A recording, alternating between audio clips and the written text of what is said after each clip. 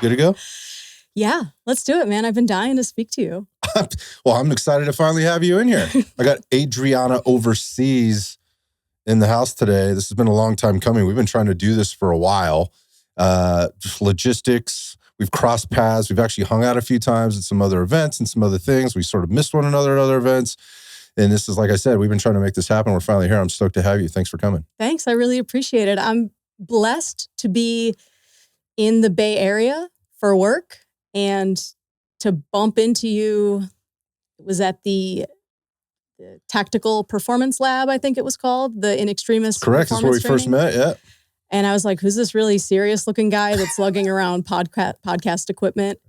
I was like, man, that must be cool to be important enough to be on a podcast. Oh, geez, I'm not that important. But it was very cool to be there because I got to meet a lot of very interesting people, you being one of them. And I was there as a guest of Jake Labhart from In Extremis Performance, who actually been doing a ton of work with as of late, and excited to make some announcements about where that stuff is going. There was actually an announcement today while we're recording this podcast that a lot of us there's a huge group of us that have been working together to do some exciting things within In Extremis Performance. So that's just my little plug for IEP, but also for Jake and putting us together and inviting me up to the facility where we were training. Definitely. So we got to go through that. And yes, I had the opportunity to interview Jake that day. That was almost, I think it's probably about a year ago right now. That was, I think, in September that it was later than we that. went to that. So it's not even been a year. Mm-hmm. So that said, a lot has happened since then. And so, I mean, I saw you at Bruisers, Joe Dawson's, it was his 4-day course, which is basically 2 days of scoped carbine and then bolt guns for 2 days. Yep. We were like ships in the night on that one. You did the scoped carbine. I showed up for the precision rifle. But the only reason I was there was because I think you had reshared the fact that he had openings and he considers that range to be one of the best to train at. And you were like, hey, jump on this, people. And so I did. I had no long range experience. I even borrowed his gun and borrowed his loaner bolt gun. I learned so much at that course. I honestly want to just sign up and take the same PR1 course again. I know he's offering PR2 now that he's been developing, but truly, I think I could take that course over and over and over again and still just the material, different bits of it would stick each time. So I love it. And now I've been buying a lot of guns lately, but I'm hoping to invest in a gun that I could set up for a PRS competition. Cause man, I do not do an activity and enjoy an activity without promptly seeking out the ways to compete in it, like to test my skills. And I've just been like that in sports and martial arts, and now shooting. I can't help it. Like, where's the match? Where's the competition? Get me in there. Is even if I'm woefully unprepared. I mean, I had one full contact kickboxing match where a girl just beat my ass, but I was in there. Yeah, because let's test it out. I think a lot of people can appreciate that, and I do. And I know, so going back to that in your competitive spirit and drive, I definitely want to go through that because it's a little bit about how I knew about you before the course, actually. So I knew about you before that. We just hadn't met yet. Interestingly, in that same thing, there were some other pretty high-level competitors, both taking the class but also giving the class. Jacob Hepner, who's obviously part of some of the competitions that you do now, and maybe in the past. I don't know. Did you ever compete in CrossFit? Did you ever do that? A little bit of local stuff. I've never been at the level. I've had a lot of injuries. I mean, I had lower back surgery at the age of 19. Then I got hit by a drunk driver when I was a patrol officer. So I had a neck surgery. I've had shoulder, wrist, hand. I broke my hand on a girl's face at the Taekwondo World Championships in Korea. Achilles, I tore my Achilles tendon, had that repaired. So as far as getting to the level where you can go to a CrossFit competition and be successful, it's but that's a tough order to fill. Skill-based things, I tend to gravitate towards things that are more skill or technique-based. So if you look at CrossFit, what I enjoy, the parts that I enjoy are the Olympic weightlifting or the gymnastics type of stuff. Skill stuff, yeah. Yeah. A lot of skill there. So sometimes, and that is the case at the tactical games, I am not the best at picking up the heavy objects or farmer carrying twice my weight, but I will beat someone on a rope climb because it's more technical. I will beat someone in some of the shooting aspects. So I really love competitions like that. Yeah, I got that about you from just kind of seeing you socially or on social media. And then even so when we were out at this course that we were just mentioning, just the local one where I'd first met you, first time, all dudes and you, right? And we had one other lady. I don't remember. Did she come out the second day? Because I was only there for one day. No, she was there for the whole course. I don't remember that at all. Yeah. She's actually another rock star. She hasn't competed in the tactical games in a while. She's with the FBI. So she was with their crew she was there. with that unit? Mm-hmm. So that's interesting because I had confused some things in terms of like you being a federal law enforcement officer and you actually being with that team because you guys are all dressed the same. That's true. Right. And I showed up late on that day and just was kind of a fly on the wall. I was just observing. I wasn't participating outside of sort of getting involved in some of the physical stuff a little bit later. But the point of that is there was a somewhat of a competition there, because we were running drills. There was a human performance lab that was going on before doing the little testing, and they were going out, and then there was some shooting, kind of putting the practical application of the movement to the shooting. And it gets a little competitive out there. And it was very natural to see you doing that because I see you doing that all over your social media with whether it's USPSA, tactical games, or just you kind of scooting all around doing different stuff. So we've just kind of let a lot out of the bag, kind of going in this to kind of prep people for what they might hear from you. But so if we kind of go back to the top, that's how we met, obviously. But you come with a sort of a long history within law enforcement. You were an officer in like a municipal agency and now working in federal law enforcement. And so there's a lot of experiences that come in there. You just mentioned Taekwondo. You just mentioned, I know there's some jujitsu in there. We can talk a little bit about that. There's a lot of shooting. We just talked about the pistol stuff, the rifle stuff, and that you're not afraid to kind of throw and get right into the middle of it. From the tactical aspect, you've worked on some special units along the way, which I want to hear a little bit more about. I know a little bit about your story, and I've listened to some of it, and then we've talked quite a bit, but I think there's some missing pieces here. So, but for those people that don't know it, maybe we just kind of go back a little bit and catch people up with who you are, where you're coming from, and then I can ask some questions and we can go down the path. Sure. Ready, set, go. Yeah. Okay. So going way back, I'm originally from Rochester, New York. And my entire identity, I think, growing up was playing hockey. I played ice hockey. Made it onto the varsity men's high school team and was the only girl on the team. And that pretty much set the stage for my entire life, which is being the only woman in a male-dominated activity or career. After college, moved to Pennsylvania. I was going to graduate school and the local police department was hiring. Well, what was the course of study in college? Oh, in college, I started out as a physics major. I was a big nerd. So like a nerd. Yeah. I was Who really, does that? God. really into math and science. It's interesting that I ended up where I ended up because I did not like history, government, world affairs. And now that's what I do. Yep. But yeah, huge nerd.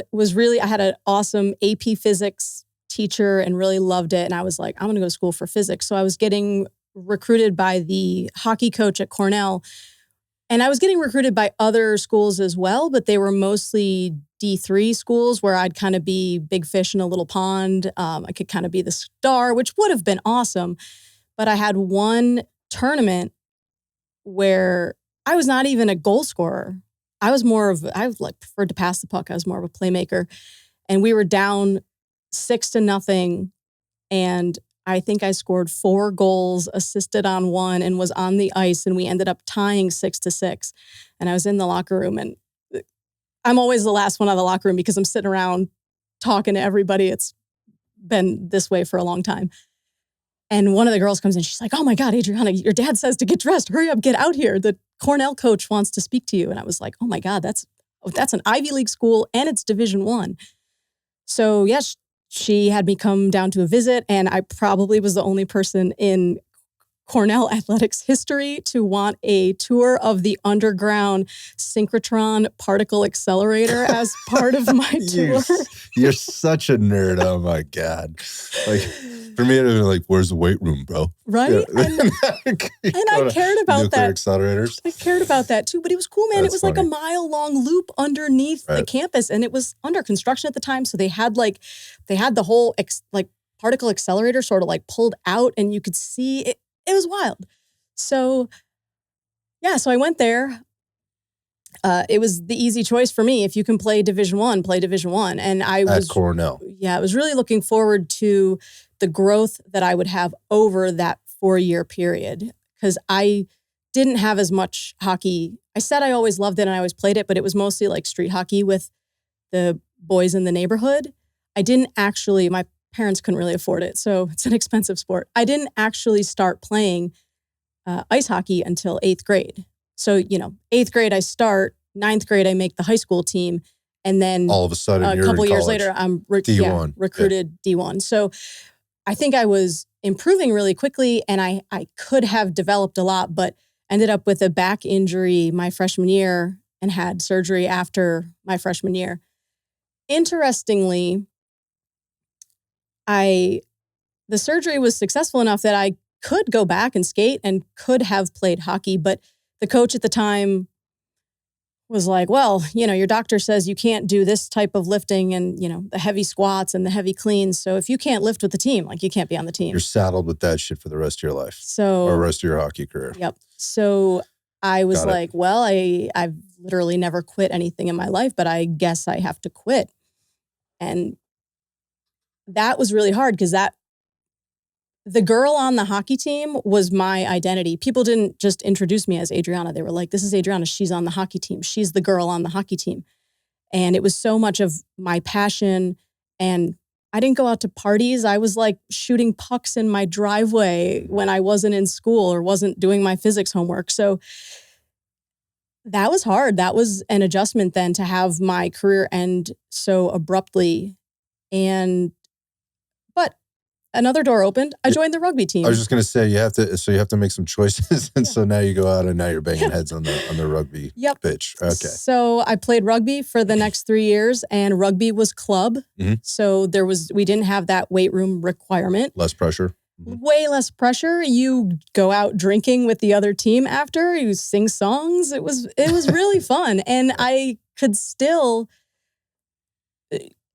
kind of put all of that competitive energy and drive into something. And I was always athletic and agile and stuff like that. So I picked up that game really quickly. I think I made the under 23 or under 23 select team or something, and went to the select tournament by the time I was graduating. So that was cool. I think I made the most of it, having that unfortunate injury and the surgery that I had, but that was a little bit of my story. Yeah, I studied physics, but yeah, that was the but. I was not smart enough to study physics at Cornell. I came from a public high school. I was really smart in my public high school, but at Cornell, man, it's a game changer there, that's for sure. I was a person with just a regular size brain. And so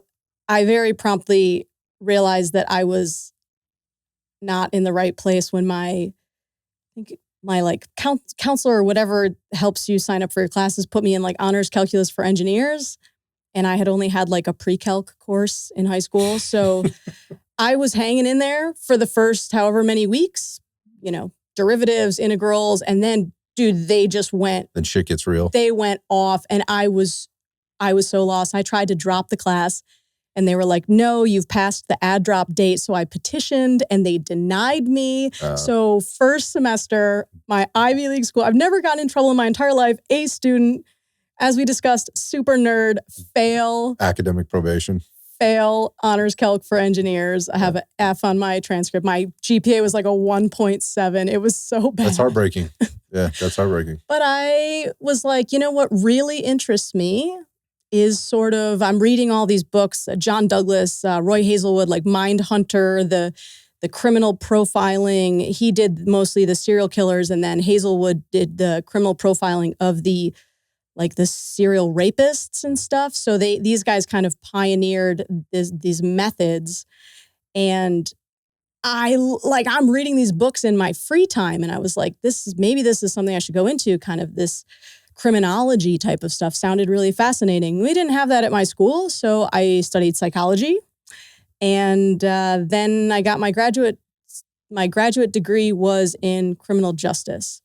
And I didn't end up putting those two things together to make like a criminology career for myself. But the graduate school class had an active police officer from the nearby town. He would come in uniform, and he was like, hey, they allow us to go get our degree while we're on duty. You should take the test.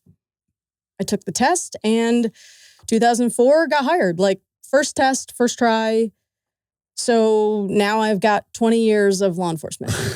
The rest is history. I was 22 when I started as a cop, showing up at people's houses to solve their problems, like domestics, marital issues, family stuff. And here I come in like smiley 22-year-old.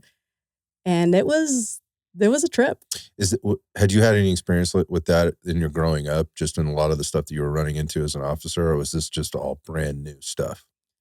So much of it was brand new. A lot of cops come from cop families. Yep. Or so they hear stories, or the military families.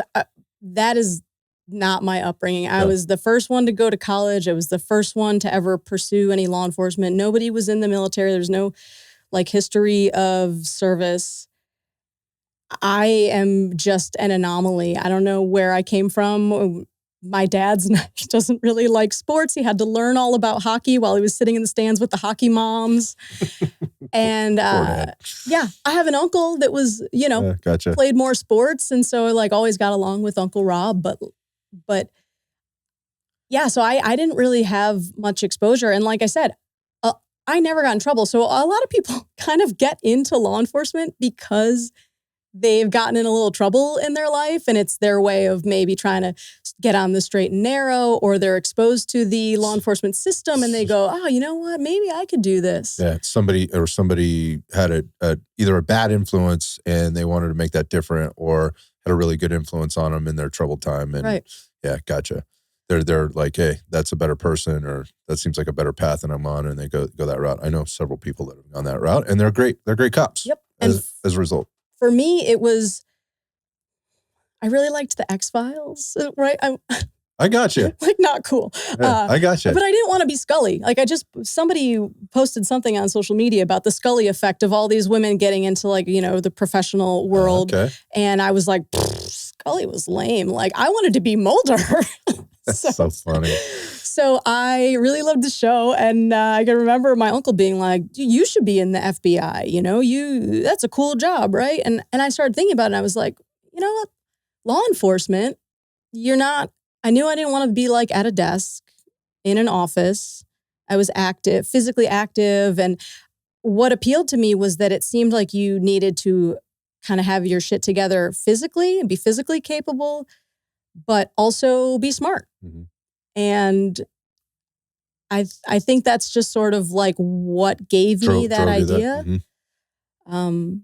But then again, I think it existed somewhere before that. I was a child model, so I went to modeling school, graduated, have a degree in that too. Where does this even stop? God, okay, all right. It's weird. All right. But there's an article from when I was 4 years old, and it's Adriana graduates Barbizon modeling school with her cousin.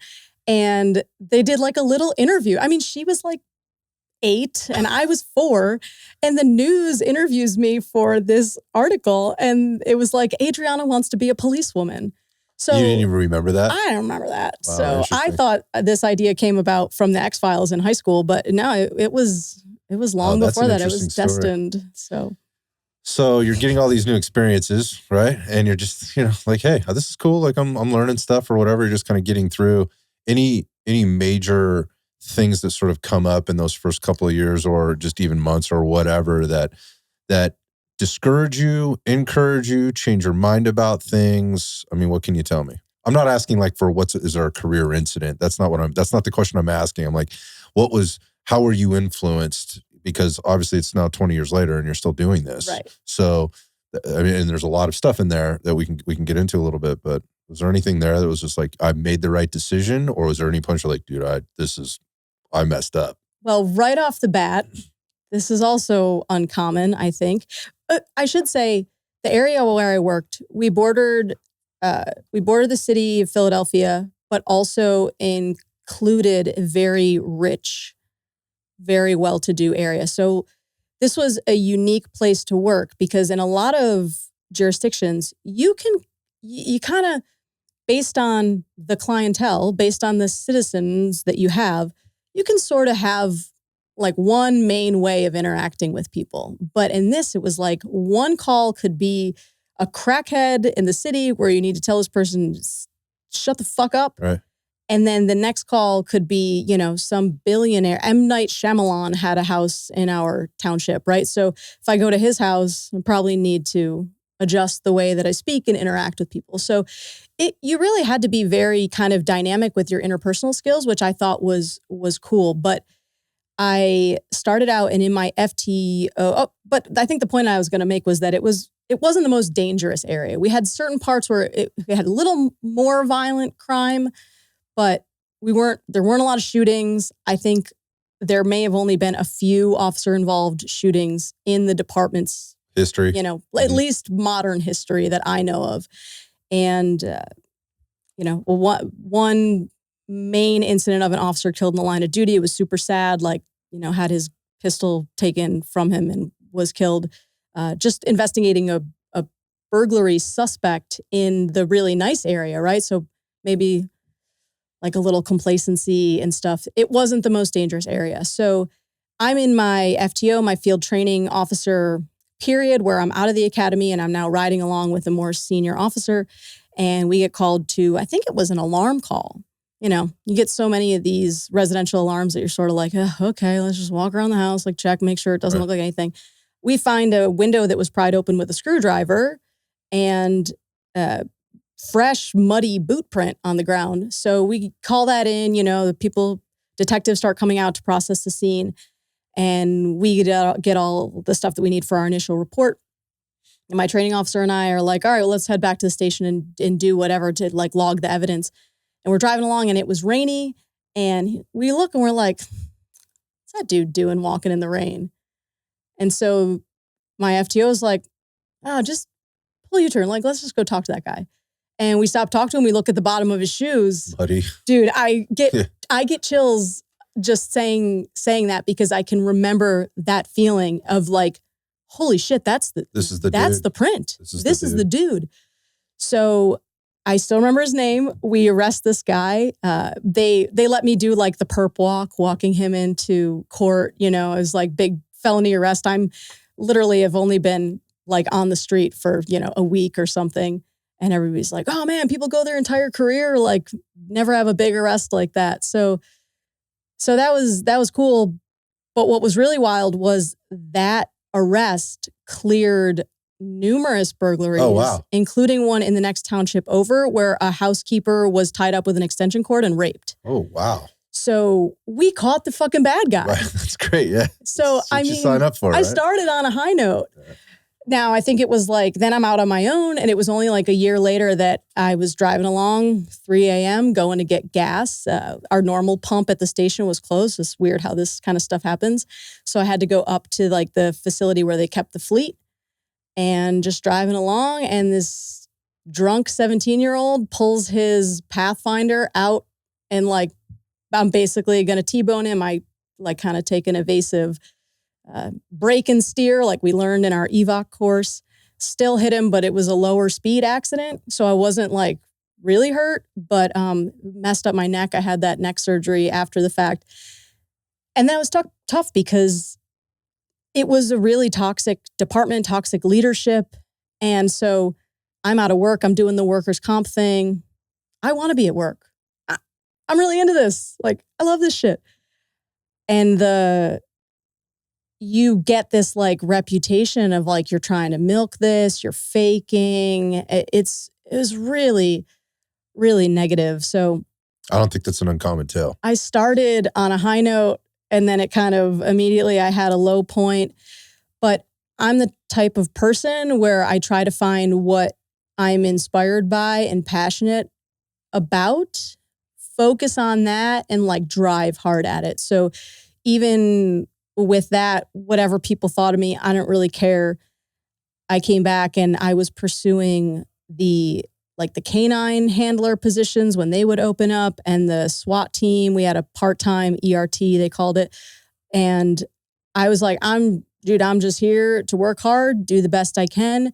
And I would love to get into one of these specialized units. So there were some other things that, now looking back, I'm like, oh, I might have a little bit of trauma that piled up over the years, did CPR on a 3-month-old that didn't survive, responded to calls of people that were hit by trains. There was some ugly stuff, heavy, man. But that's heavy. Yeah. But overall it was How long was this career in that department? Over 9 years. Wow, you were there a while. Almost, just shy of a decade. You put in some time. I left there to move to Colorado for love, I guess. Chasing a dude? And I wasn't really chasing, right? I mean, my experience at my department, as much as I tried to stay positive and I tried to keep working, it was never great. It was never going to be great. Looking back, I don't think I had a fair opportunity to do any of those specialized things that I was stuff, looking the SWAT for. Stuff. Mm-hmm. Yep. And I was even near the end of my time there, like being targeted. Everyone loved to talk about kind of this common theme, right? You get guys that get promoted to sergeant and then they're not great leaders. They don't know how to lead. They probably did well on the test and passed the test because there's a bit of this like cronyism, right? Oh man, hey, you should take the test. Same way that they gave out other special assignments, right? Pick their favorite person, tell them to apply. I don't think you're telling stories that most cops haven't heard or witnessed themselves. Right. Yep. And so the new sergeants typically like, right, to show that they're doing their job. How do you show you hang paper on some of your guys, right? Start writing them up, catch them without their hat on, or, find somebody that dozed off behind the CVS. So it was really frustrating when that spotlight from one of these guys turned towards me. Because I was still, despite disappointments, not getting what I wanted, I was still coming in, trying to like self-initiate arrests. I had been recommended for Officer of the Year for some arrests that I had made and self-initiated stuff. A water rescue where we saved a woman and her son whose car was fully submerged in water by like cutting them out through their convertible rooftop. Holy crap. So I was no slouch, man. I was not there just to collect a paycheck. But this one sergeant, like, it was near the end of the shift. And he called me and he was like, hey, detectives are going down to a certain like bar to look for somebody, like, if you want to go over there and give them a hand. And I was like, dude, I would love to. Like, there's nothing cooler than going and finding a guy that's wanted and like participating in arrests. That's awesome. I was like, man, I'd love to, but I'm like 5 accident reports in the hole right now. And so we had other people, right? There were other people that we had these sector cars that like I was a beat car, but the sector cars would cover multiple beats and kind of, they wouldn't be the primary on something, but they would back you up. We had people available. It did not need to be me.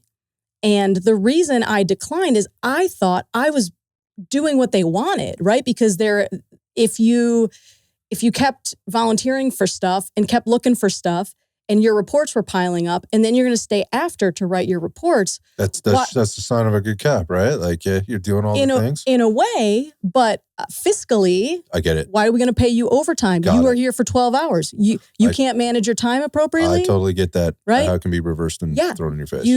You need to be able to handle your calls and get your reports done. If something comes in right at the end of the shift and you need to stay to write that report, okay, that's fine. We'll pay you overtime for that. But you can't be a bunch of reports deep and then be like, it's fine, I'll just stay after. So here I am trying to be like, oh, I'd really like to do the fun stuff, but I have to make the smart decision. And this guy tried to hang me on like a refusal to do my duty or whatever, and said, that I was trying to dodge. And I was like, why didn't you call? He called me on my cell phone.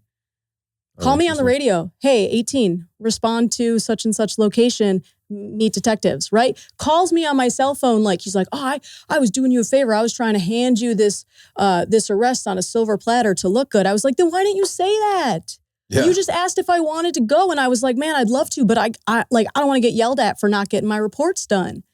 So he was writing me up. He was recommending me for suspension. Over this incident. Over this, dude. And actually, no, maybe I did start my career on a low point. I was in the police academy. My dad almost died. And he had that gastric bypass surgery. Many of my family members have had this. I'm not blessed genetically, which is why I try to spend a lot of time in the gym. But he ended up with a blood clot in his intestines and almost died. So my sister was in school at the time, and I was in the police academy, and they were like, the phone call, your dad is... Right. I'm just hoping that I can make the 6-hour drive from Pennsylvania to back home and just see him before he kicks the bucket, right? Mm-hmm. So I'm a complete mess. They were like, do you have someone that can drive you? And there was an officer from my department was detailed to run this academy. So, had officers from all different departments, but the guy in charge was from mine. He's the one that breaks this news to me. I'm like, I got to go. He's like, absolutely, take off. I failed to call my direct handler, right? It was like his boss was the sergeant of that unit. I should have called her and didn't, because I was hysterical. And they wrote me up for that. Yeah, but they still graduated you out of the academy. Yes. Yeah, and you still got hired or whatever. So I understand what you're saying. It's a low point, but I understand procedure, I understand policy, and then I understand when it makes sense to manage it and when it doesn't. I've been running businesses for a lot of years now. And there's policies that I've chosen to enforce and policies that I haven't chosen to enforce. And some of those have been for various and sundry reasons. If I've got a poor performer and they're failing to clock in right, they like to show up late, I'm probably going to give them less leeway than I give, somebody that is having a bad day, yep. Right? But is, on record as being a very good employee. So again, there's a lot of gray area here. And I think this happens in a lot of places, not just law enforcement, but I hear what you're saying there, and I hear this stuff stacking leads to frustration. We kind of left off. We backtracked from Colorado. You ultimately leave there. Oh, yeah. And, you move to Colorado. Mm-hmm. Is there another department waiting for you in Colorado, or is this when the federal job starts? Not yet. So I tried to line up some stuff because, things are going really south. I understand. I'd want to be out of there too. It was when you horrible. Say toxic, that's yep. Probably definition of there's a lot of bad juju going on. It's probably did the right thing. It's probably time to leave. Yep. And I'm leaving on my terms, not somebody else's. Who's right, who's wrong? We're not even talking about that. Let's just get out of here and try to get a fresh start. You're only 10 years into your career. Yeah, so. And I had applied for my current job, but there were hiring freezes and stuff like that. So even though I passed the test, I passed all the requirements, I was waiting for a class date. And so, met this dude. He was going to Colorado for school, and I was like, man, this could be the fresh start. So it wasn't necessarily that I was really just following him, but I got it all lined up. So I went. I tried to line up a lateral job, but it seemed man, most of the departments, you kind of had to be there. Colorado Springs had a procedure in place that's kind of designed to recruit from the outside. Oh, okay. where their process is like, you have to come here twice. You come here once, you do the written test and this, and then you have to come back and you do whatever other parts to, but most of the other surrounding departments had a procedure that it was helpful to be in the area. Internal, so I just popped smoke and I left my department. I quit. I had nothing lined up, moved out there, was like waitressing for a little while, which was hilarious. Holy crap. And I got hired by a department and they were awesome, man. Like these people were motivated. They, after years of trying and not being able to get into the special units, the SWAT thing and stuff. These guys, like, we went to the range and they were like, oh, dang, look at this. We might have our first female SWAT officer in the region. Like, I immediately was somewhere where they were looking at me like an asset and it was like they wanted to see me succeed. Perform. And it was great. The people there were happy. Isn't that interesting? Like how different the dynamic can be. And it's not a policy or a procedure. It's about the human beings. Yep. Like that's, again, going back to like, this is not an uncommon thing. And I think a lot of times you bring that stuff to yourself. Like if you are constantly negative, if you're constantly, I don't know, shagging calls or just doing the bare minimum to get by, or for that matter, just following procedure. And I don't know, I'm not a cop, but you're just like, you're the person that ticks all the boxes on a daily basis, whatever. I don't know, that seems pretty boring to me. It seems pretty fun. You can probably get your job done and you're doing your job, but that's what you're doing. And at the end of the day, like if everybody's just doing that, and it turns into like, I just want to make sure I get all the boxes ticked. That actually doesn't sound like a very good culture to me. Right. And it turns into what you're talking about because, who left the box unticked today? Mm-hmm. You know, kind of thing versus like, dude, this dude's trying to tick all the boxes all the time, or this person in your case is trying to tick all the boxes all the time.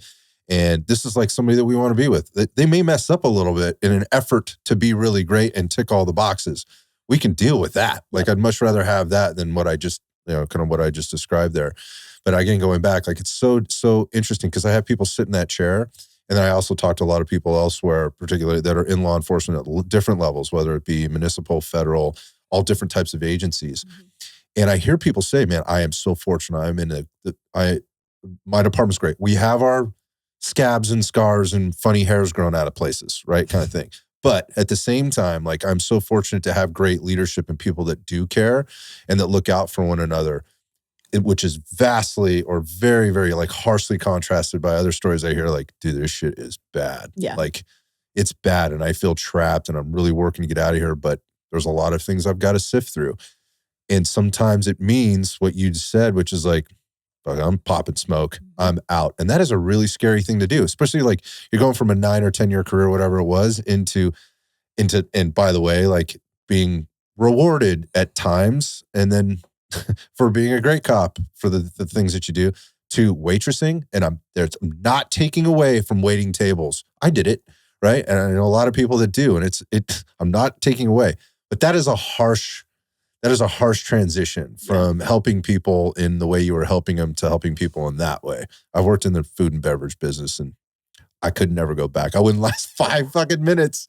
I wouldn't last by the throw. I'd probably go to jail. You'd probably have to come arrest me because I would not be able to handle my shit.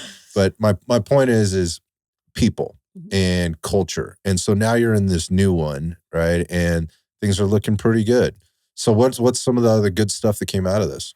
Well, not much because I was only there for like a few weeks. And then the federal job offer came. Because you had applied while you were in this transition period. Yeah. I had applied. So it took me 4 years to get the job, which is not usually how long it takes. But essentially, the first time I took the test, I passed it. I met the requirements for the conditional employment. And I got onto the register, the list of people that are ready for a class date.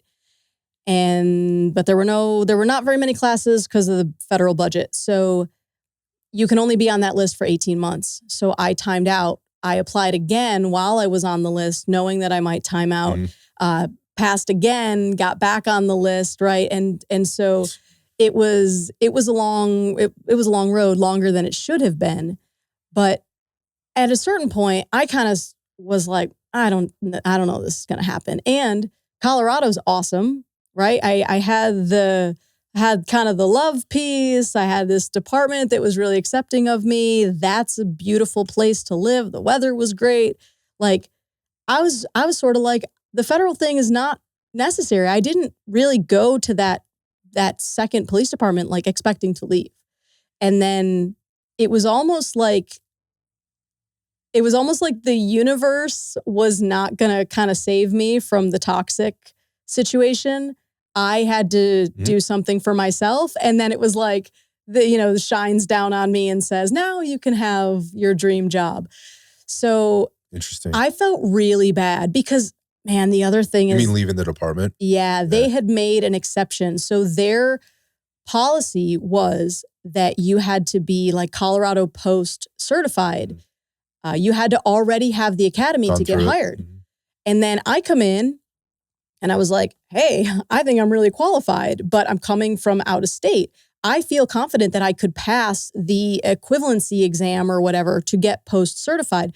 But, I don't have that done now. Do I need to already have that done in order to apply? And they were like, And so 9 years, master's degree, accolades, all this other stuff, performance they're seeing. They changed their procedure to say, we will now hire someone on a probationary level, right? And while they're going through the in-house academy for this department, we are going to say, like, we're going to help you prepare to pass this test. And then if you pass it, you're in, you're great, you're an official, a member of the department. And if you don't, then, your probationary, your probationary time is up. So then they did that and then you left a couple weeks. Yes. And I felt like a huge jerk. They weren't thrilled, but it shows the character and just sort of like the positive nature of that department. They were like, we are upset, but it's because we are disappointed to lose you. Yep. It's not because you're doing what is best for you and you have an opportunity to have a career that sounds awesome. Like, we're not mad about you leaving. Whereas my old place would have, totally held a grudge. So you weren't getting out of there unless you did what you did. Yep. So these guys were very cool. And I think I could have had an awesome career had I stayed there. But the opportunity to travel the world, to do all these different types of things that I've been fortunate enough to do, I don't think I could have said no. So let's talk about this. So this is, and we haven't even got to like some of the competitive things that you've done that you mentioned sort of up at the front of this thing, but let's talk about this. Let's talk about, so again, it's a federal law enforcement job. We talked before the show. I've had lots of officers on and agents on that, prefer to keep, right and left parameters on kind of what they say. And I totally respect that. So I'm not pigeonholing. I don't want to pigeonhole you, but let's talk about kind of what the work is, kind of the types of things that you're doing. You mentioned traveling the world and whatnot. Can we just kind of overview this, give people a better sense of what the job is like? Yeah. So it's really a security related job. So we do have arrest powers. We do criminal investigations. We also do dignitary protection. So similar to the way you see the Secret Service zooming around in Suburbans with the suits and earpieces, we have similar responsibilities. So we do that as well. But then we have this other component of security management. So managing the security for U.S. facilities and things like that. So that's kind of how the world travel comes into it. Like State Department type stuff, that kind of stuff, like federal department people, and facilities and things like that. Okay, got it. All right. So then within there, obviously that means those are everywhere. So you could be maybe at a sort of a local office, or maybe having to travel. And I understand you've traveled. You just mentioned sort of all over the world, like in different places doing different things. Now, are those with like are there only specialized units to do that? Or is this just kind of like part of the job? It's pretty much everyone. It's part of the job. So you don't ever reach a point where you're like, oh, you know what? I really like this city. And I think, my family and I want to stay here. So we're just going to stay here. You can't do that. Don't get that in your head. Yeah. So you have to continue to move from assignment to assignment. And that is really cool. It's not for everyone. I think it's a really adventurous life and I'm enjoying it, but not everybody's ready for that. Yep. So you have your job responsibilities from day to day can kind of differ depending on where you are and what assignment you're in. So for somebody that gets a little bored with the routine, it's great because, maybe that's your routine for like a year or two, and then you go somewhere else and you kind of do something else. Your day-to-day looks different. So with that, like I assume this thing has afforded you some opportunities to do some cool things, work on some special units and things like that. I mean, let's talk about that. And then it was interesting, you were walking in the door today and just kind of coming from an assignment. I want to talk about that because that kind of gives some sense of the what's the word, like the broad spectrum of things that you can handle. So I know you're on a special unit within the agency that you're working on, and maybe can we talk about that? Yeah. So, I mean, because you were talking about the specialized units that you couldn't get into in the municipal agency. Yep. And you've been afforded that opportunity now. And I wonder about the opportunity, but I also wonder, what do you think the difference is between, what's the distinction between why that didn't happen for you before to why it happened for you now? Ooh. I mean, you already talked about some of the drama, yes, right, and things like that. That's not what I mean. What I mean is like, did that prepare you to prepare differently for the selection process and things that existed? So maybe we can talk about all that stuff. Sure. Yeah. So the specialized unit, sort of similar to each police department or other federal agencies, like everybody's kind of got their own little emergency response team. Mm-hmm. We have the same thing. The cool thing about ours is it's this group of tactical teams that have higher level training and expertise and weapons and whatever, and the ability to deploy worldwide for crisis response. So that is honestly one of the reasons that I applied to my agency, is because a friend who was was at the police department with me was like, hey, you should look at this. You would love this, man. And you could be on their crisis response team. And like, I think that would be right up your alley. And the reason I think why this worked out and my police department's SWAT team did not is because in my organization, I can just bid on that like it's another assignment. So it's like you put bids in for where you want to go when your transfer time comes up, and it's like, I'm going to bid on trying to go to Paris or New York City, or, I want to go to the crisis response team.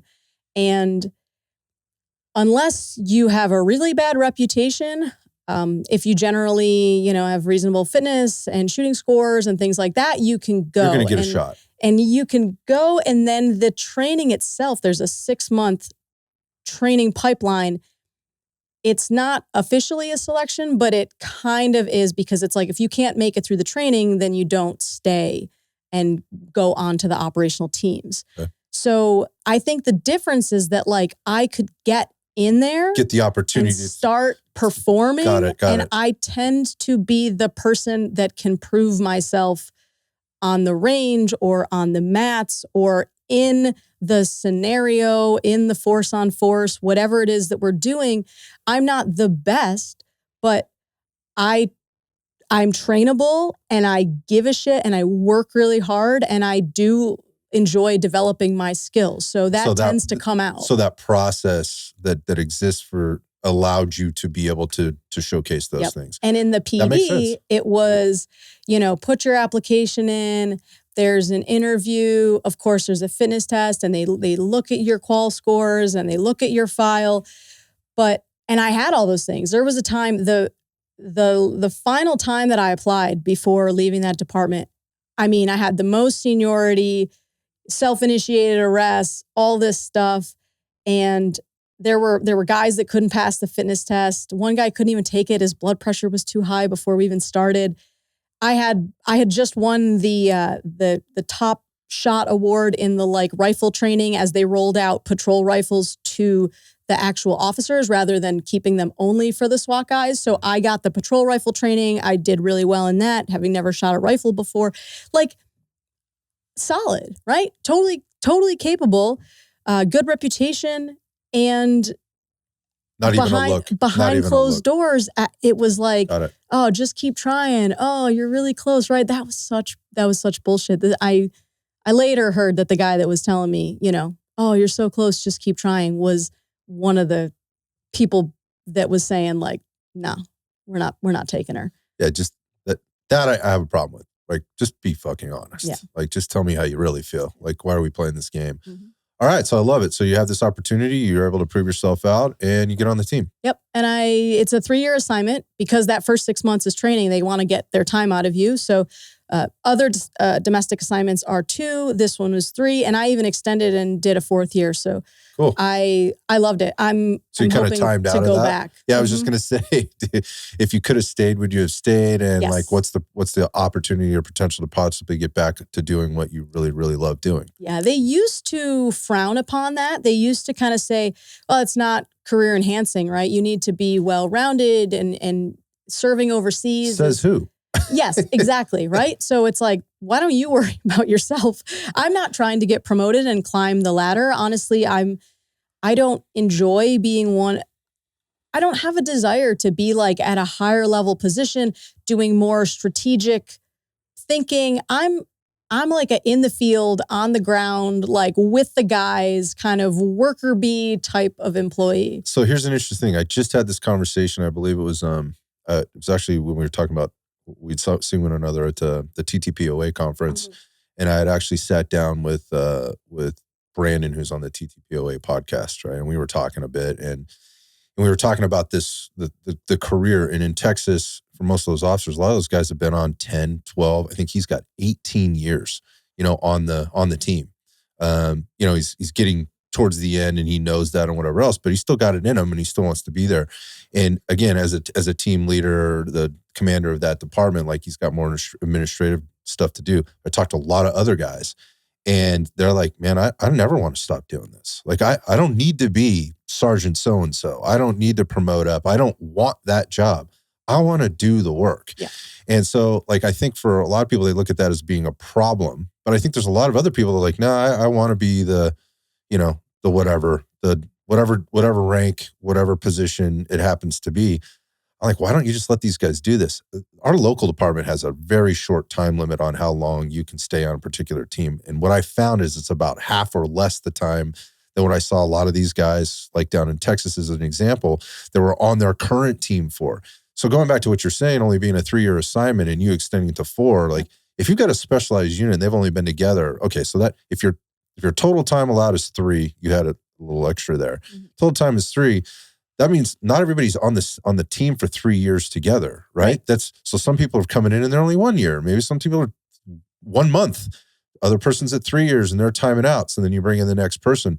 Like, in terms of continuity and the integrity within the unit and all the things that go along with that when having to respond to whatever the call is, I find that problematic.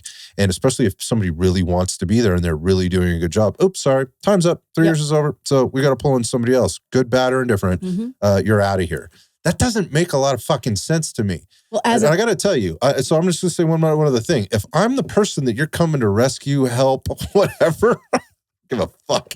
I don't give a fuck. Like, I want the best team. Like, I want the best people on the field to take and do the job. So, like, whose job is it to decide that? It isn't, because the policy states that that's a challenge for me from the outside looking in. And as an organization, if I'm a leader, like, if I look at like the 1980s Chicago Bulls, like, I know who I'm putting on the court all the freaking time. There's a group of dudes here, and then there's some backup. There's some extra players. There's the Steve Kerrs of the world where I know exactly what time I'm going to put that dude in, and I'm not going to let him go because there's some other dude that can maybe be a Michael Jordan.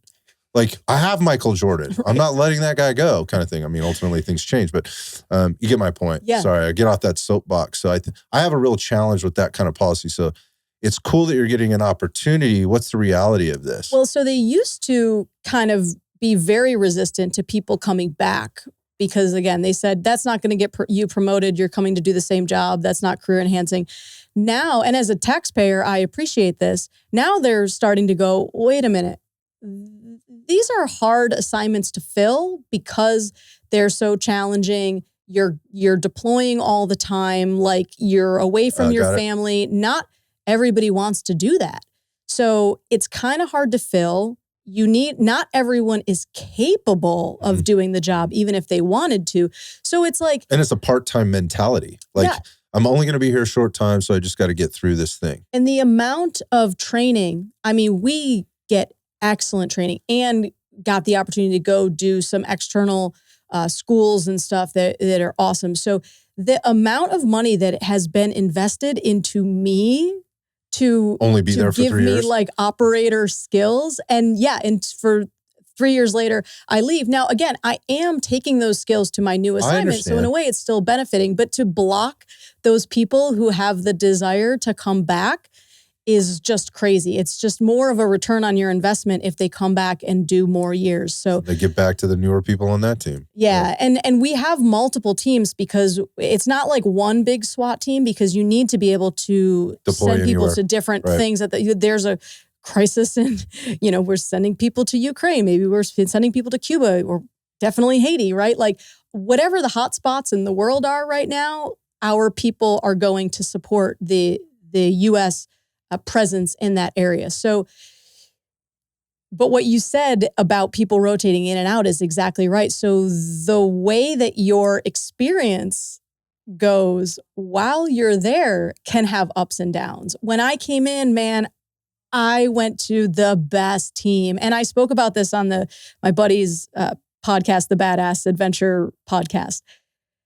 The best leader. Like this man, I would follow him anywhere. He was a former Black Hawk pilot and solid dude. Unfortunately, got a brain tumor and passed away last year. So that sucks. That's a loss for everybody. But I had the best team. They wanted me on the team. They were like, we came to watch the training and like, we were really impressed with you. We asked for you. And it was fantastic. And then like 3 of those guys rotated out and some new dudes came in. And then I had not a great experience Changes for a while. Dynamic, yep. Then I had somebody that I think didn't mind when the other men would question his decision-making or had input or opinions. But when I did it, it was totally different story. And then like he had it out for me. It was bad, man. It was really tough. I reactivated my USA Jobs account during that time, which I had no intention of leaving my organization. I really love it. So, one bad manager can really change things and can affect the retention. But and then another guy came in, just got the Agent of the Year for evacuating Sudan. So, then I had a guy that came in and he was not a backstabber. And I think he appreciated me and a bit of a ball buster, which I love, right? So it was up and down, but still knowing that you could have a bad experience depending on who's there and kind of how open-minded they are about having a diverse team. Like I still want to go back. I believe in the mission. I want to rise to the challenge. I've heard the training is even harder now. And that probably just fires you bring up. it on, man. Because I'm better than what I was. Part of the reason I got into and I'm just going to transition topics for you. You don't even have to chime in here. But part of the reason was, this is my podcast now. Part of the reason I got into competing was there was this idea that I had about my trajectory as a shooter. I joined the police department. I learned how to shoot. And then I joined the federal agency. I go through another training academy. I get better. Then I joined the crisis response team. That's 6 months. There's a lot of shooting. We got really good. Went to some awesome outside schools, got better. And I kind of watched other people around me that seemed like they peaked during that training. Mm-hmm. And then once they went to the operational teams, there's not as much sustainment for your skills. You're gone all the time. And there's like their ability just sort of, it's perishable, right? It's a sharp downward decline. Yeah. Yeah. So it was like, I didn't want that to be me. I'm like, man, I reached a new level in training. I don't want to go back the other way. I don't want to go the other way. And I want to get better from here. Right. So don't ask me why I never thought of it before. I'm like kind of friggin' mad. But I was like, maybe I could do some like competitions or something. And there was a guy that was like, oh yeah, you can look for the USPSA or look, there's this one near us, this Steel Challenge. And it was like, a whole new world. I was like, friggin' Little Mermaid, man. So the world just like opened up to me. I discovered the tactical games. It kind of sucked because like I discovered it and needed shoulder surgery. So like I had to patiently wait until I rehabbed my shoulder after the surgery before I could go do my first one. But that was amazing. I went and did it like in my full kit, like which Dave Castro will call, tactical dress up. But I tested the way my stuff was set up. And I learned a lot of lessons about, how do I want to run my gear? What works in certain situations on the flat range when you're not really testing it and what doesn't. So I just started getting out there. And I mean, that's a whole nother conversation we can have, but it is humbling, but it is the best thing I've ever done because now it's like, I feel like I'm still not the best shooter. I mean, I'm like a freaking C class. I was 248th at the golden bullet, right? Like that ain't good. But compared to the people that aren't doing it, yeah, you're out there. I'm way ahead. I'm several steps ahead. So it's been cool. And I feel like I could go back now, still open-minded, still ready to absorb the training and allow these instructors to make me better.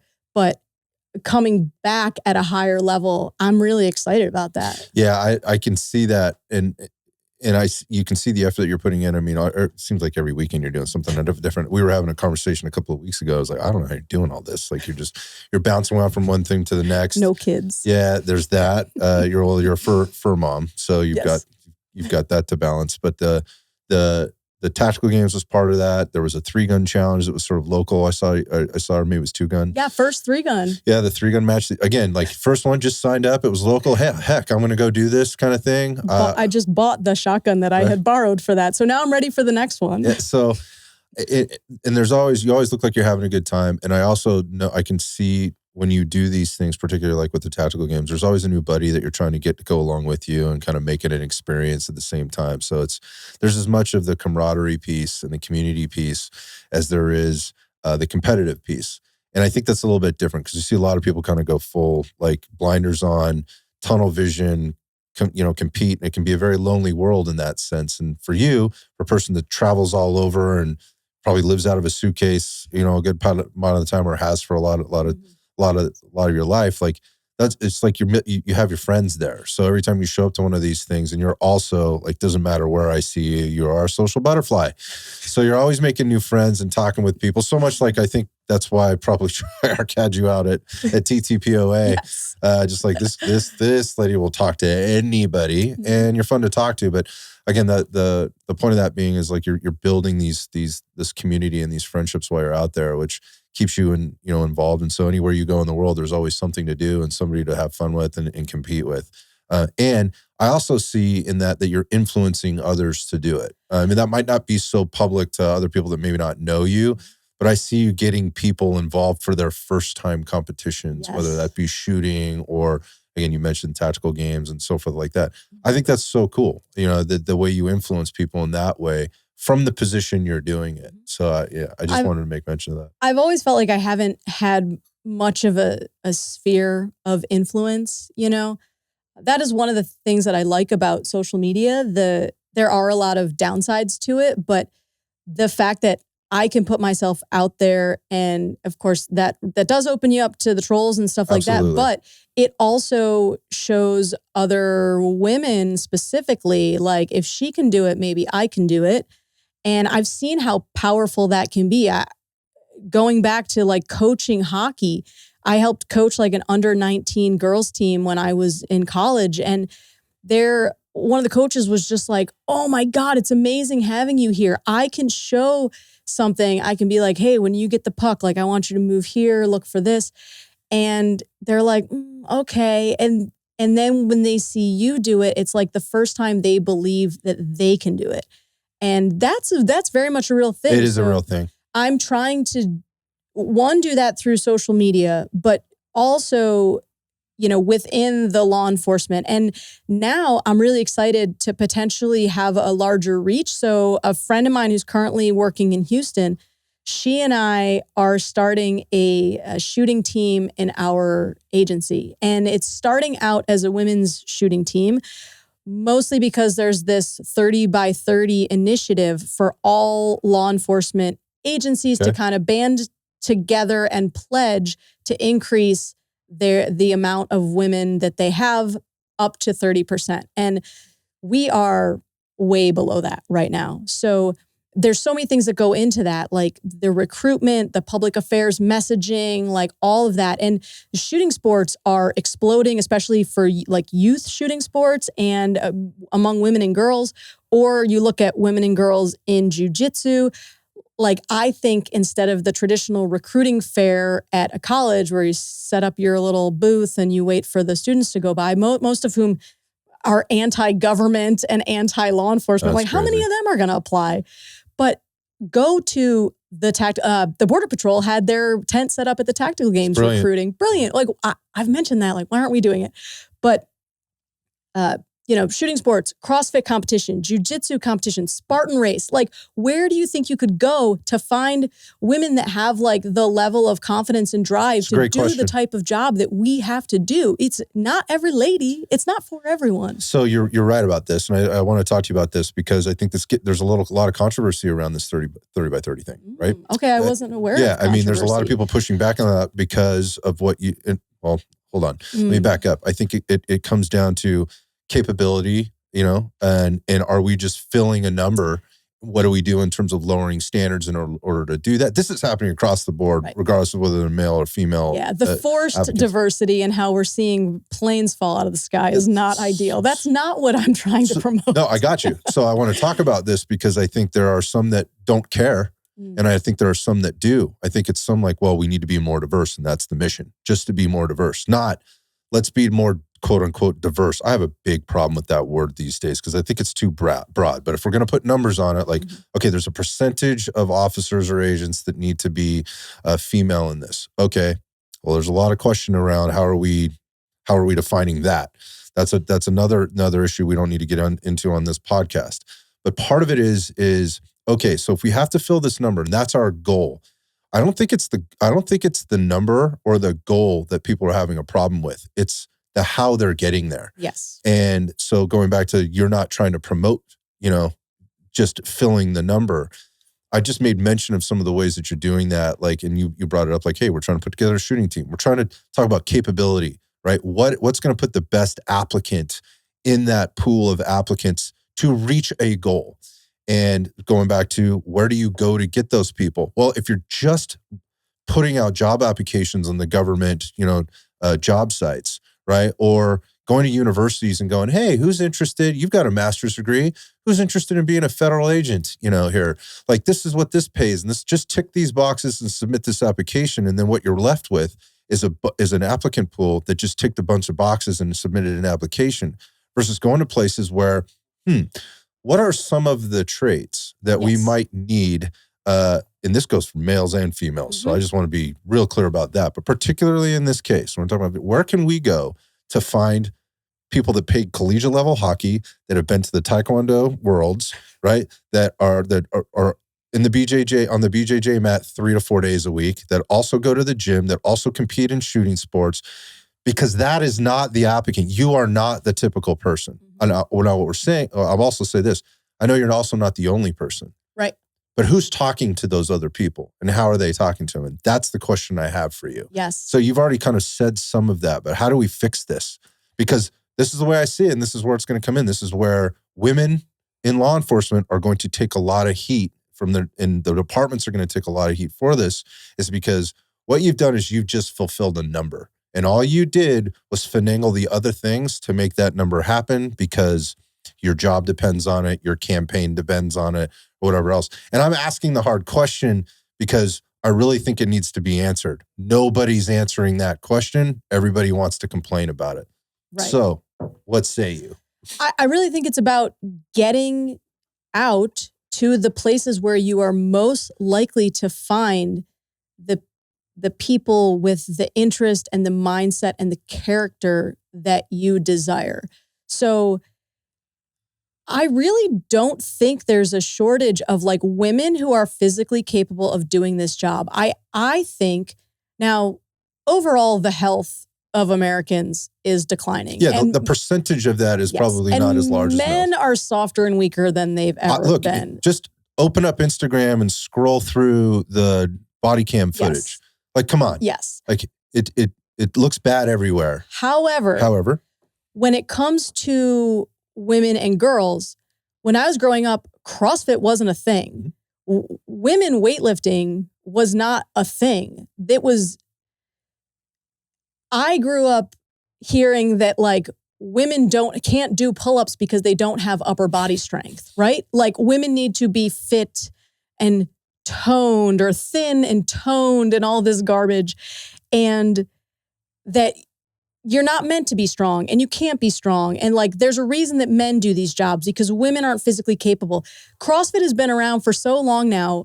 Little girls are growing up lifting barbells, doing pull-ups. I think you have more women that are physically capable than we previously did. Yeah, how come they're not signing up though? Right. Well, I don't think we're attempting to recruit them. I don't think we're reaching them. So we need to do a better job of selling, for me, our organization, because it is a different twist on law enforcement. Like maybe not all of them want to go push around a patrol car. I get it. I would not want to do that again. And I'm in this day and age with how difficult it is to be a police officer, especially in California. This is some next level stuff, but it's bullshit. I understand why people are not lining up for that job, but I think my agency could definitely do a better job of reaching these women by putting our recruiting efforts in places and aligning them with activities where these types of people already go. People that are interested in physical fitness, people that want to be active in their community and things like that. So I really think a big part of it is like how we recruit and getting out of this old idea of like, oh, well, you go to the local job fair scene and you set up your booth. And that used to be the case. We are trying to take this. So we just got our jerseys. I ran for the shooting team? The new jersey in the level 2 match that we had. It looks great. I'm really excited that I designed it. Looking good is important. But it is, right? It is important. So it's leveraging the social media too. Understood. Because like now, so what we're doing is our shooting team, it's going to be very different from like the Marine Corps competition shooting team or anything like that. It's starting out as a women's team. My goal is for it to be co-ed as soon as possible because I don't think that, we should be excluding anybody. But we can capitalize potentially on like funding or things that come from pots of money that are allocated for DEIA or 30 by 30 type stuff. So maybe in the future, this looks like we actually get our travel and our match fees paid for to go participate in one big match during the year. But right now, the goal is to use this as a way to develop our women who historically have not achieved the highest level of shooting skill. Like they're getting by, they're passing the qual, but like there aren't a lot of ladies dominating at the range day. So we want to show that competition can be a way to increase your skills. And I don't compete because I'm good. I'm getting good because I compete. So it's open to any women that are interested and brave enough to just get out there and be humbled, but simultaneously inspired. Want to be better. And then we get the pictures, we get the videos. They're out there talking to people. They're doing what I am, which is, if you saw me at the local club matches, you would be like, damn, this girl talks a lot about her job. Like people notice that I'm wearing like more of a law enforcement battle belt than a regular USPSA kind of rig. And they'll be like, oh, you must be law enforcement. What do you do, right? And some people are familiar. A lot of people have never heard of it. So I am constantly spreading the word. We have done my organization has done a really poor job of branding forever. We love to fly under the radar. Like if people see a motorcade and think it's the Secret Service, like we're cool with that. If the FBI takes credit for our big arrest of a terrorist overseas, it's like, nah, that's fine. Like we loved to like hang back and play it cool forever. Yeah, it's to your detriment now. It is, right? Because now if you're not a household name, like people aren't growing up saying, I want to go do that, right? It's like, I want to grow up in, I'm going to apply to the FBI, the DEA, well, ATF or, whatever. So it's interesting you brought up the social media piece and the recruiting and the influence, if you will, on kind of how it has or that it has on people's perceptions of certain things. And again, people not lining up for the jobs. And it's no wonder they're not. I was having this conversation with James Gearing. I don't know if James does Behind the Shield podcast. Oh, I've heard of that. Yeah, he's been around for a long time. He's a legend sort of in podcasting. If you haven't, I highly recommend subscribing to his YouTube channel. He's got all kinds of characters on, mostly first responders a lot of time, some really high level people. He's was a first responder himself for a lot of years. But the point of me bringing him up was we had a long conversation about this, and just with regard to social media now tells the whole story, in terms of people signing up to be first responders or agents or officers, whatever. You see these body cam footage videos, or you see the suicides, or you see the drama and the politics and the court cases and all the things now. Like, it's all right there in front of you, So if I'm a 18-year-old kid, right, looking at this, and I've been watching this now for years, like, there's not a lot of good things being portrayed about being a law enforcement officer or an agent. I mean, you mentioned the ATF. I've known one ATF agent in my life. I don't think I'd want that job. Number one, because, I mean, obviously I'm in a genre and hang out with a lot of people that are not super fond of the ATF for a lot of reasons. I am not fond of the institution that is the ATF for a ton of reasons. I think they're bad, but I don't think that all the people are bad. Like, I understand that not everybody inside the institution is bad. They're not getting a lot of good press, right? They're getting only negative press. And when they put their leadership up in front of people to talk about things, I got to tell you, if I can, and I try to do a pretty good job of being objective. If I try to be objective, and I've always prided myself on that, and I just go, all right, if I just take myself out of, like, the guy represents a bunch of shit that I think is bullshit, but that dude's just a tool. Like, he cannot even complete a coherent sentence. I mean, this is not leadership. So I want to go back to, those are the leaders that are behind a lot of this 30 by 30 stuff. So I would never expect them to have a half a fucking brain in their head. Sorry, I'm getting fired up about this. Specific to doing a good job recruiting anybody to work for them, because they wouldn't know, in my mind, a good fucking recruit if it landed smack on their face. So you're bringing up a really good point here, in that if you want to do a better job, and I don't hear you complaining. This is a different thing about the people that are coming in. What I hear you doing is wanting to make a difference, right? And so how do you do that? You go out there and you tell the story. You represent the type of person you would like to have on the team next to you or with you. And instead of complaining about it, I'm trying to change it, and I may have some influence internally, but gosh, if you just gave me maybe a little bit of this DEI budget, instead of spending this fucking 6 hours in the classroom learning about some shit that makes no difference at all, just pisses people off and wastes a bunch of time and taxpayer dollars, we might actually be able to bring some people in where we don't have to have these fucking conversations anymore. So that's kind of like my piece on it from the outside looking in. And I think agencies all over, whether that's law enforcement, fire service, EMS, and, or federal agencies, like, it's not that fucking hard. Treat it like a business, right? And if your job was to actually hire talent instead of just hiring bodies to fulfill a number or this percentage that we're looking to do, and you were evaluated based on the performance of yourself, but also the people that came in. Like, okay, so we hired 100 new people. How many of those people actually made it through?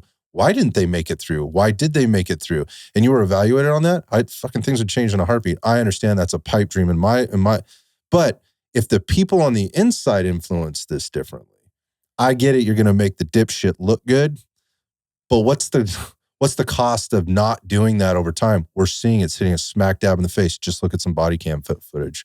It's awful. Like a lot of the stuff we see on the male and female side of things. Sorry. That's my soapbox. So coming back to kind of what you're doing from the inside, I think it's great. I don't think it's that hard to do. I just think you want to put the best players on the team in front of people to have these conversations. Absolutely. If there's one thing that was kind of a difficult reality to accept when I got into the tactical games was I am not this unicorn, this like, oh, look, I'm a woman, but I can do badass stuff and I can lift weights and I can shoot the guns and I'm so different from other games girls. Are chock full of those chicks. Oh my man. God, Yeah. there's so many of them. Right. There are so many, right? So it's like that sucked a little to realize I'm not as much of a special, snowflake as I thought. But that's the value of competition. It's very, yes, and it gives me a lot of hope for the future. It's like, now a lot of them are already happy in whatever professions they're in, and maybe they're not looking to apply, but there is an audience. If you are attempting to reach them, if you're putting your people out in the right places, I think that we can bring in positive people. And the other thing that needs to happen is within the organization, finding ways to help develop, to help the women become more of a role model for other people to look up to. Because like I mentioned with, the girls on the hockey team, when you have a role model, a mentor to look up to, that's one thing that I haven't had a lot. There are not a lot of women at in senior positions within our agency, but sometimes I look at them and it's like, oh, you're not very fit. And like, I heard you could barely pass the qual, or maybe they just kind of like gave you a passing score. This is my point. And that may not be, so these hard skills, may not be the bread and butter of your daily job. You've risen to higher levels where it's more management and it's this strategic stuff about like, you're steering the ship where this agency is going. But like, you are still an agent. And so I found that like, I could not identify a woman that I would look up to as far as like being a well-rounded agent, right? There are some that I could look up to for their management skills, but that ain't enough for me. I want to, right? Like I want somebody to be like, yeah, that's what that's what I'm trying to emulate. And so they'll throw on the gi and get on the mat with you or whatever. Hell yeah. Go shoot and on the range. So I am trying to be that for other people. Now I'm not at senior levels and I will not be at senior levels, but I can try to set that example. And so I'm finding that I'm having tremendous success in my current office by kind of being that mentor on the range and things like that for the women, because a lot of them come in and it's like they've just went through the whole 8 months of training, and our firearms instruction is good. But like I'm hearing some stuff like they show up and they're not really comfortable and they're not really confident. And they don't want to go to the range and like get yelled at by these grumpy dudes. Okay, hold on. I bring a totally different vibe, and I am helping them. And they are getting, just yesterday, man, I helped a chick with her grip and I had her shooting bill drills. And like, she was like, holy shit, I've never felt like I had this much control over the pistol. You in 1 hour, you just helped me so much more than the 4 months I was in the Federal Law Enforcement Training Center, and then the 4 other months I was in our basic special agent class. Like, I want to step up into a role to help lead and influence women in my organization, and then we can inspire other women to want to come in and hold themselves to a higher standard. But it's tough, man. I was just going to say, so what I heard you just describe, I'm not on the inside. I have no idea, except that I have a unique privilege of sitting in front of a lot of people and talking to a lot of people on a regular basis that are in those positions. I don't think it's any different for the males.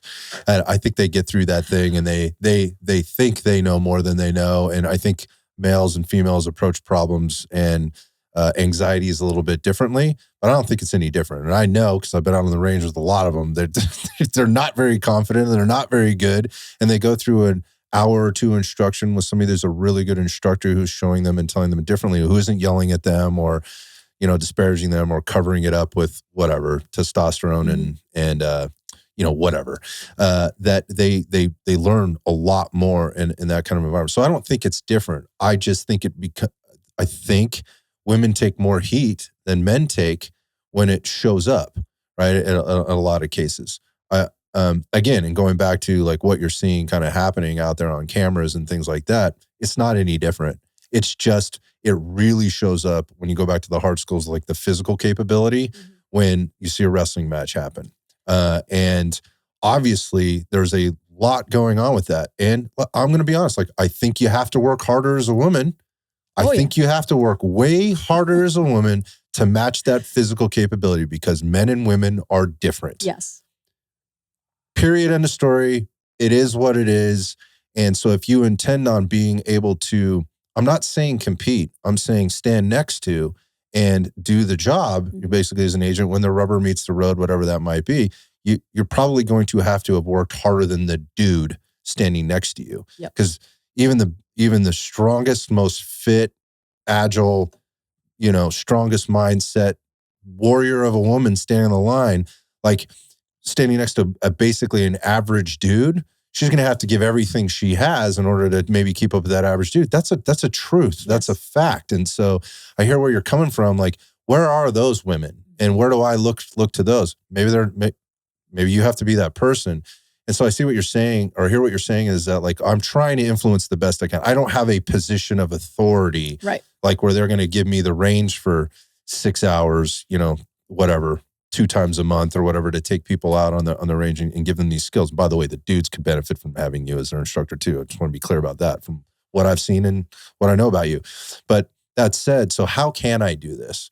All right, so you don't have a budget and you're not going to promote me to that, or whatever that position is. I don't know what the fuck that is, but you're not going to promote me. So, but I do want to do this other thing. You have this money over here, like in this other budget, like let's put together a shooting team. I think it's fucking fantastic. Right. And that's not everybody can do that, but I think lots of people could try, or at least give it a go. I think that's really cool. And, my hat's off to you. And I think from what I've seen actually, and we had some interactions in one of the last times we met up, where I actually saw a woman that you influenced within the department in a different way.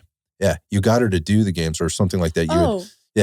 Yes. Or within the agency. Like, yes. And she was like this, she influenced me and she really encouraged me to do this, even when this was tough and whatever else.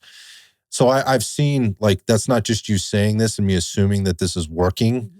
I actually heard this person who's in a different state and different area and whatever else say it unprompted to me when I got introduced.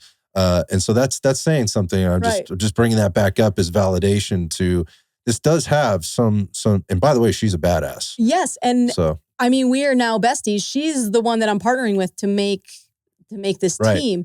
And that's why I brought it up. Yeah. And she was like, saw me on social media and was like, her gear looks really similar to my gear.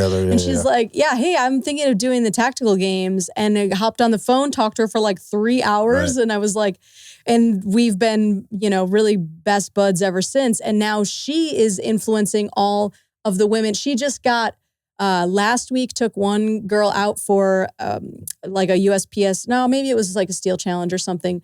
And then this week brought another one of her ladies out for like an outlaw match.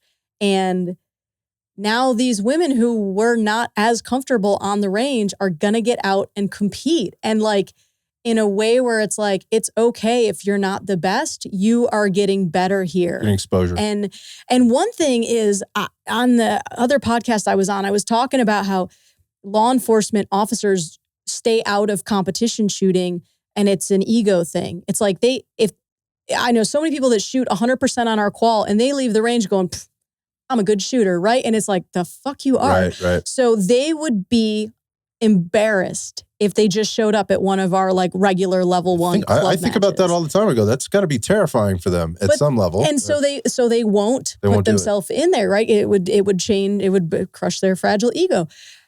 But what I just realized the other day is, from looking at the women that I work with, they are also avoiding competition, but it's because they think they're not good enough. So it's like, and now, of course, I'm generalizing here, right? But I think there are a lot of my male colleagues you though? Stay out of the competition because it would it would be a rude awakening to what their skills really are. And then the women, it's like they just think that space is not for them because they don't think they're at a high enough level. So I am trying to get both in the arena. And with the one group, it's like you have to be like, look, man, when something goes down, that is not when you want to realize that you're not as good as you thought, right? And then for the women, it's like I'm trying to tell them, hey, ladies, like, this is how I'm getting good. If you look at me and you think Adriana's a great shooter, like, this is the path that I took to get here. And knowing where you kind of fall into the good, great, grandmaster type level too. Yeah. Not good. Yeah. Well, what I'm saying is there's always room for improvement. Totally. And if you like what you're seeing here, you got to you got to get your feet in the, you got to step in, you got to get in the water. And right? I do the same thing with jujitsu. I mean, I have I could go on a whole nother rant about this, but the lack of sustainment training we have for things besides shooting. We actually do a really good job. In my office, we go to the range once a month, which I think is kind of a lot. And things like that, defensive tactics, arrest tactics, room entry tactics, right? The CQB side of things. So we do have to serve search warrants and arrest warrants. And if you're not taking your people out there to practice how they're going to hit a house, how they're going to enter a room, their points of domination and their sectors of fire. And it's like, you think you're going to just kind of talk through it the day before. Man, I think a lot of times we are lucky and not good. A lot of body cam footage says that's not being and we don't get involved in a lot of stuff and a lot of critical incidents like that. So we are not getting, our organization is not getting the push to address this. So I'm always telling everybody hey, if they are not arranging the sustainment training, we have to do it. You have to arrange your own, which is on the one hand, I'm trying to do little training sessions among us, but it's good for you. You get a jiu-jitsu membership. I mean, it's expensive as hell to live here, but I'm taking some of my money and I am putting it towards CrossFit so I can be strong. I'm putting it towards jiu-jitsu so that I can fight, and I'm putting it towards the competition shooting so that I can shoot. And man, if there are, what's the saying? You can never train too hard for a job that can kill you. Mm-hmm. If there are certain work skills that are going to be important for me to go home at night, or actually the thing that I put above me going home at night is my coworkers going home to their families. If there is something that I could be doing now to make sure that they survive some serious shit, I'm going to do it. I better be doing it. So what better concept than to make your important work skills a freaking hobby that you enjoy doing? And it is humbling, man. I mean, you mentioned being side by side with a man who is gonna be stronger than you. There's a fairly new white belt that is gonna do his first jiu-jitsu competition this coming weekend. And he's dude, he's tall and he's 230.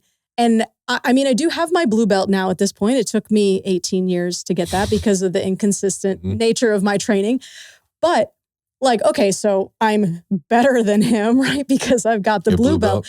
But strength matters, man. Dude, that was tough. Now, I'm actually pretty proud because I'm not a guard. I'm not a guard player. I don't prefer to be in that position. But, I was working it so that he could practice for the tournament. And I kept myself in really good positions considering that I had a dude of his size and weight on top of me. Yeah, that's how you test it. That's Butterfly how you figure it out, guard, right? Knee shield.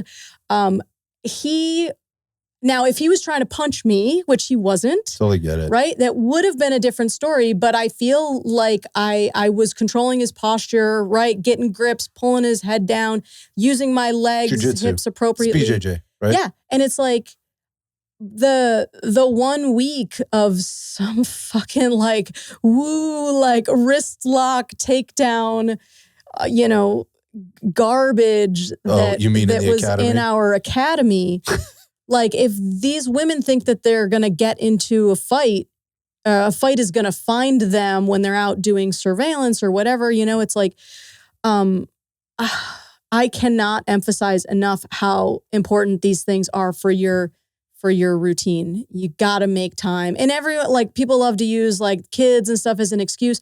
Man, jiu-jitsu rapidly growing for kids. And I see some families that are really having a great time because the kids come do kids class and then the parents do the parents class and the kids like sit off to the side and hang out because they just got to run around and be crazy and now they'll sit and color and everybody's getting better.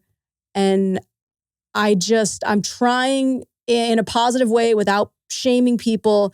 I'm just trying to inspire my coworkers because, man, I do not want to be caught unprepared and I do not want them to be caught unprepared either. I think that's an interesting like take on it. And you mentioned this when we first started, just how competitive you are. And the reasons you said you're doing it is not because you're trying to be the best at jiu-jitsu or the best at shooting or the best at CrossFit or best at tactical games. You like competing, but you're also inspiring people because of how important it is for you as a human and within the job, right? Mm-hmm. To see, because when does success matter? You know, when does the competition matter? Like when it shows up in quote unquote real life or in the streets, you know, as they say, yeah. Or whatever else. Like how do you really measure that success and what does that really mean? And it's not about being the best at anything or even being the team leader. You know, it's just like, hey, like we need to be better. Let's be better. I've been saying this for a long time, actually. And again, I'm just a dude and not everybody, I'm not everybody's flavor. Not everybody likes me or whatever. It's not the point. The point being, I think the influence comes from the people on the inside. And I don't know if this is the right term, but it's in the middle. Like it's the people in the middle. Because you have the people that are coming in, right, at the front end. That's not the bottom. That's just the front end. But there's also the bottom, right? And then there's the people at the top, right, who got there however they got there. And then there's people that are moving into the top. And they came from somewhere. They all started at the front. They had a choice whether they wanted to be on the bottom or not. They don't necessarily have a choice whether they want to be in a top or not. But if you're trying to work to the top, you're probably going to, at very least, find yourself in the middle for at least a little while, right? As you experience, like, do I really want to be at the top now that I'm in the middle? Or, you know, is there a way for me to still have fun and be and do some of the things that maybe some of the top people do, the people at the top do, while still doing the job, going back to the 18-year vet on the, you know, on the SWAT team or whatever else. Like, no, dude, I like doing this job. I don't need to be sitting in an office somewhere. Yep. Like, I'm still good at this. I'm still capable. I'm still an asset. I'm not a liability, all of those things. I think that's where the most of your talent ends up being. It's in the middle. Mm-hmm. Because, and what I mean by that, like, especially in law enforcement, is that talent, those people inherently got into the job because they wanted to do the job and be helpful. And now after 10, 15 years of this, they've experienced all the things and they've really enjoyed it. And they've made a lot of mistakes. They've had some successes and they've had a lot of failures. And they have more opportunity to influence people positively in the middle. And it's not about like, you have to have a budget to do it or you have to have a position of authority to do it. It really is. You just have to have the desire and the will to do it. And there are so many ways to get that done. I just heard you go through a bunch of them, whether that's competing in the games or at a competition or just, you know, going out and doing some new course that you've never done before and then bringing back that experience to the people that you're at. Or, you know, maybe it is like getting some type of budget to put something together. It's thinking outside the box instead of bitching and moaning about it all day long, or accepting that this just is the way it is. I want to keep my head down and, you know, just kind of finish out my time. Look, if that's a choice you want to make, that's on you. I'm not judging you. I'm just saying you're doing it differently. Mm-hmm. And that's why I wanted to talk to you. That's why I wanted to put this, like some of our conversations that we've had in the past, you know, on tape, if you will, and on film for people to listen to, because I don't get a lot of opportunity to talk to female law enforcement officers, like particularly in this situation, particularly those that have worked in both the municipal at the federal level on special teams, like you've done, that are doing all the things that you're doing. And again, going back to telling the story, like for the agency, I think it's also telling a story for women, right? And what they can do. So like as a dad, right, who's got, you know, a couple of daughters, and, you know, I've watched all kinds of shit happen, like in sports and in school and in institutions and whatnot, that I looked at it and I went, yeah, if I had a son, I think it'd be a little bit different. Yeah, oof, I feel that. You know what I mean? Times. Like, and I'm not blaming, and I'm not saying like that's the way it is. I'm not like that dad who goes, well, my daughter's better than that, and she deserves better than that, because she's my daughter, and she's a snowflake.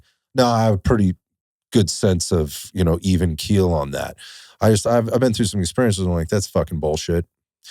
But I also know what I can and can't influence. And part of that's my attitude, right, about it, and what I can do to try to make the best of the situation that's there. And I see you as that person, that's constantly trying to make the best of the situation that she's been dealt. Like, and there's been some really good ones. There's been some not so good ones. And that's really what the show is about. So hopefully your message gets out there to all kinds of people. It's not about just ladies, right? It's not why I have you here. You just happen to be in law enforcement as a lady. So, and doing all these cool things. So we got to wrap it up. We got to get moving here. So I want you to tell people how they can find out more about you, maybe get in touch with you, see you at your next competition. Where's that going to be? What can you tell us? Ooh, okay, so you can find me on Instagram at Adriana Overseas. I am always fielding DMs from people that are like interested more in what I do for work or law enforcement in general. I've had some people reach out and be like, oh, I'm trying to get on my SWAT team, but we've never had a female before. Like, do you have any advice? Yes, I am here to support any of those things. If you want to get into the tactical games, right? Like, I'm happy to answer questions and do whatever I can. I should probably do a better job of kind of sharing my knowledge in like some actual content. I probably could do more it's a lot of work. Videos and stuff. I need like, if anybody has like a handsome and creative man that is like maybe mid 40s and is, very secure and doesn't mind if his partner works with a lot of guys and, does boy sports. Yeah, it would be great if I had if I had a romantic partner that was like, hey babe, I'll film your videos. Like that would really speed things up. So I love that you put that out there right now. But I could do a better job of that. But I am here. I'm happy to help you. Let's see, what do I have coming up? So it's been a busy stretch, right? Because it was like we had the Tactical Games team event in Texas, then the Tactical Games individual event in Idaho, the first 3-gun match, the level 2 USPSA match. I have my next 3-gun coming up at the end of the month. There's a steel challenge that I'm waitlisted for that I'm really excited about because I'm going to potentially take a coworker who's never competed. So she's on the wait list as well. And I'm going to be helping to run as one of the ROs, like helping to run the Tactical Games team event that's coming up later this summer. So I'm just, I'm out there in the mix, hoping to do the in-house jiu-jitsu tournament. I've been not going real hard on that because I had a long-standing groin injury that I'm finally getting over. But yeah, I'm doing stuff. So, you can find me in those places and mostly on Instagram. I'm spending way too much time on it, but it's awesome. I mean, human connection. Cool. It's where it's where it's at, and I'm finding so many positives out there, even in what can be a really toxic space. So I get that about you, and I love what you're doing. I appreciate all the time that you've given me today for coming down, taking time out of your very busy schedule and the things that you're doing. We didn't even talk about what I did today. I know, like with I know we didn't get to that. Well, maybe we'll have to say this for the next one, just with regard to some of the things that you're doing now, and like I think what I had mentioned, it's very broad. Like you mentioned all these things that you've done, but I think the situations, the work that you do and whatnot, maybe we can talk about it in more detail another time, or maybe you can talk about it, somehow, through social media or whatever. But there's so many things that you're doing, which is why I find you so interesting. And, aside from, you're fun to hang out with, I appreciate you. So again, thanks so much for your time and again, your energy. It's been great. I can't wait to get this episode out and see how people respond to it and whatnot. I think it'll be a lot of fun, and we can get into the comments section and cool, man. Do that stuff. Let's see if the haters come out. Yeah. We'll always get a few. That's part of the game. Well, I'm so happy to be here. I was really, really stoked. Your podcast is incredible. I love the after dark stuff, with the people that you brought on. I don't know how I live up to kind of the same level of some of the people that you've had here at this table. But I love the health and fitness ones, man. That's what I study in my free time, right? You're studying my work in your free time. I'm studying yours in mine. And I love listening to you, Cece, and the team. And yeah, I mean, pencil me in for part 2, because I just feel like I could do this. We could have like a whole marathon sesh. We'll just try to talk for 24 hours and set some kind of record. I feel like you could do that, but I also feel like the first thing I want to do is just thank you for the props on the other episodes, and what we do put into that. And so sometimes I'm sure talking about work all the time is not necessarily exciting. And for us, it's just work. It's what we do, but we're super passionate about it. So thanks for bringing that up. And the second thing I'll add was just with the comment that you made about kind of where you fit into this. The podcast is not a competition, right? So we're not competing here. It's my show. I get to bring on who I want, right? And I bring people on because I think they're interesting, but more importantly, I think they can bring value to other people. So that's how you got there in that chair. So keep doing that. I appreciate that. If you ever need a sidekick for some of the trips you go on to go fly around in helicopters and shoot things or check out somebody's new training course, I'm just saying, I wouldn't mind helping you carry your suitcase out to the range and set up your equipment. So. Noted. Thanks, Adriana. Appreciate you. Thanks, man.